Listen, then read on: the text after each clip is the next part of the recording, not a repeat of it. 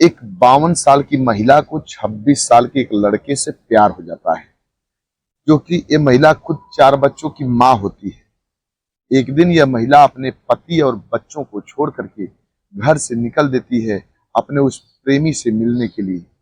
लेकिन जब प्रेमी के पास पहुंचती है, फिर इसके बाद उसका प्रेमी जो कुछ करता है आप सब सुनेंगे तो आप सब सुन करके हैरान रह जाएंगे।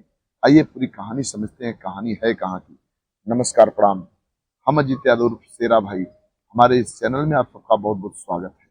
अगर आप लोग हमारे इस चैनल को सब्सक्राइब नहीं किए हों तो आप सबसे निवेदन है कि आप लोग हमारे इस चैनल को सब्सक्राइब करें, लाइक करें, कमेंट करें। ये सच्ची घटना मैनपुर से खत्म होती है और शुरू होती है फर्रुखाबाद से। फर्रुखाबाद की रहने वाली एक महिला जिसका नाम रानी होता है। रानी की उम्र 52 वर्ष के आसपास थी। रानी सोशल मीडिया पर काफी एक्टिव रहती थी, इंस्टाग्राम पर रील बनाती थी, वो भी फिल्टर लगा करके, ताकि उसके रियल उम्र को किसी को उसकी रियल उम्र की जानकारी किसी को न लग पाए कि वास्तव में इसकी रियल उम्र है क्या। इसीलिए अक्सर अपने हर तस्वीर पर, हर वीडियो पर फिल्टर लगा दिया करती थी। लोग देखकर भ्रमित भी हो जाया करते थे। ऐसे ही एक लड़का मैनपुरी का रहने वाला जिसका नाम अरुण राजपूत होता है, यह भी भ्रमित हो जाता है। अब इसे लगा कि बिल्कुल जवान महिला है, फिल्टर लगाई थी अपने उस तस्वीर पर, लगा जवान महिला है। अब हर रोज उसको अपना उसको लाइक करता था, कमेंट करता था, फॉलो कर लिया था। अब उसके हर वीडियो पर, हर फोटो पर अपना कमेंट भेजता था। धीरे धीरे करीब करीब 1.5 साल तक ऐसे ही कमेंट भेजता रहा। अब इधर रानी को लगा कि एक कोई मेरा बहुत ही मुझे चाहने वाला है, मेरा फॉलोअर है, इससे बात करनी चाहिए। अब रानी उसका नंबर मांगती है।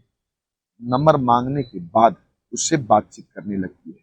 धीरे धीरे दोनों में बातचीत बढ़ने लगती है। दोनों वीडियो कॉल पर भी बात करने लगे, एक दूसरे को देखने लगे। तो भी अरुण को कुछ पता नहीं लग पाया, भनक नहीं लग पाया कि वास्तव में ये जो महिला है ये मेरी माँ के उम्र के समान है, इसकी उम्र 50 वर्ष से पार ही होगी। उसे भनक तक नहीं लग पाया। जब भी वीडियो कॉल पर बात करती तब तब अपना विधिवत मेकअप कर दिया करती, ताकि प्रेमी को पता न लग पाए और अरुण को पता भी नहीं चल पाता था। अब अरुण की उम्र महज 26 वर्ष के आसपास थी। अरुण हर रोज उससे बात करता और इधर धीरे धीरे नजदीकियां बनने लगी। अब एक रोज अरुण मिलने के लिए बुलाता है इसको, रानी को। रानी मिलने भी जाती है। जब पहली बार उसको सामने से देखा तो उसकी उम्र को देख करके उसे काफी अफसोस हुआ कि ये काफी एजेड महिला है। लेकिन रानी उससे वादा की थी कि मैं आपसे शादी करूंगी। अरुण को लगा कि ये मुझ पर फिदा है, अब इससे कुछ पैसा ऐंठा जाए। रानी से अरुण 1.5 लाख रुपए ऐंठ लेता है, बहला फुसला करके मांग लेता है और उस शादी का वादा भी करता है कि मैं शादी आप ही से करूंगा। अब धीरे धीरे दोनों समय समय पर मिलते जुलते थे। 10 अगस्त 2025 को रानी फर्रुखाबाद से मैनपुरी अरुण राजपूत से मिलने के लिए चली आती है। अब अरुण रानी को अपने साथ लेता है। वहीं के भावन चौराहे से खरफरी बम्बा किनारे झाड़ियां थी, उसी झाड़ियों में लेकर के रानी को जाता है।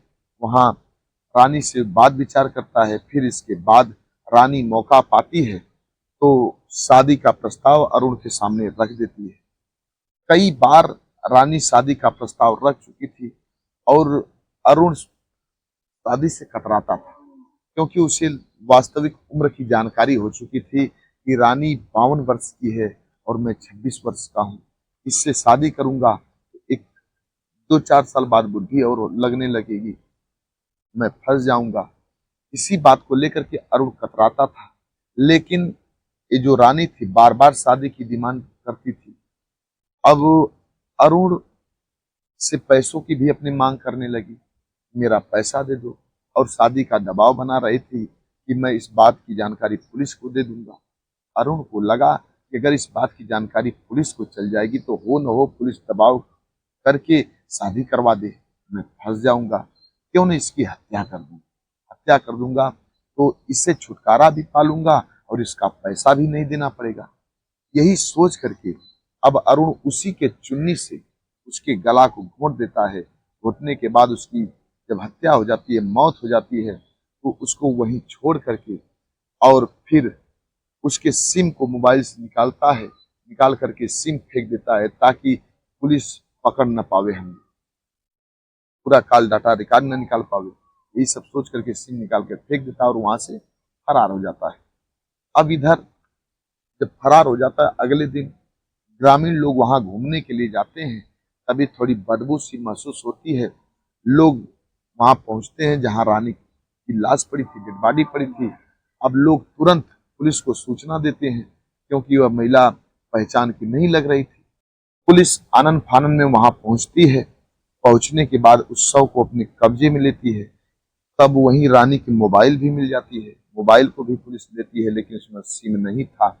अब पुलिस ट्रैकिंग के जरिए, साइबर के जरिए अब नंबर पता लगाना चालू कर देती है कि आखिर ये महिला किससे बात करती थी और इसकी हत्या किसने किया। तो धीरे धीरे पुलिस को जानकारी लग गई कि यह महिला अरुण राजपूत नामक एक लड़के से बात करती थी और हो न हो वही कातिल हो। वो भी वह लड़का मैनपुरी का ही रहने वाला होता है। अब धीरे धीरे पुलिस छानबीन चालू करती है। एक दिन अरुण को पुलिस पकड़ भी लेती है। पकड़ने के बाद अरुण से पूछताछ चालू करती है तो अरुण तो पहले कहता है कि मैं इसको नहीं जानता। पुलिस अपने तरीके से पूछताछ चालू करती है कि आखिर इसके मोबाइल में हमारा नंबर कैसे दिखा रहा है। तब धीरे धीरे बात उगलना चालू कर दिया। पुलिस से बताने लगा और अपने जुर्म को कबूल भी कर लिया। उसने बताया कि इस महिला की हत्या हमने ही किया। इस महिला से इंस्टाग्राम के जरिए हमें प्यार हो गया था। यह महिला फिल्टर लगा करके वीडियो बनाती थी। मुझे लगा कि नई नवेली कोई लड़की है, कोई औरत है, और फिर मैं इससे प्यार करने लगा। लेकिन जब सामने देखा, इसकी वास्तविक उम्र देख हमने देखा, मेरा होश उड़ गया। फिर भी मैं इससे पैसा ऐंठने के चक्कर में लगाव रखता गया और इससे 1.5 लाख रुपए भी हमने ले लिया। और ये महिला वही पैसा भी मांग रही थी और शादी का दबाव भी दे रही थी। कह रही थी कि पुलिस, तो मैं इस बात की जानकारी पुलिस से शिकायत कर दूंगी और फिर तुम जेल में चले जाओगे। हमें लगा कि पुलिस के दबाव में मुझे शादी करना पड़ेगा। अगर इस महिला की मैं हत्या कर देता हूँ, यह महिला भी खत्म हो जाएगी, इससे छुटकारा भी मुझे मिल जाएगा और इसका पैसा भी नहीं देना पड़ेगा। इसीलिए मैंने इसकी हत्या कर दी। पुलिस इतनी बात सुनती है, पुलिस भी हैरान हो जाती है। अब उस महिला की डेड बॉडी को तो पोस्टमार्टम होता है, उसके शव को परिजनों को सौंप दिया जाता है लोकेशन निकाल करके। लेकिन इधर अरुण राजपूत गिरफ्तार हो जाता है। गिरफ्तार होने के बाद जेल चला जाता है और 2 सितंबर 2025 को इस बात की पुलिस अपना खुलासा करती है, इस बात की जानकारी देती है मीडिया को। यह बात सोशल मीडिया में चारों तरफ फैल चुकी है और यह कहानी काफी वायरल और चर्चित हो चुकी है। बस आज की कहानी इतने तक। इस कहानी को सुनाने का उद्देश्य किसी को परेशान करना नहीं है, किसी के दिल को दुखाना नहीं है। बस आप सबको सचेत करना है, आप सबको जागरूक करना है। मिलते हैं अगले एपिसोड में किसी नई कहानी के साथ। तब तक के लिए नमस्कार।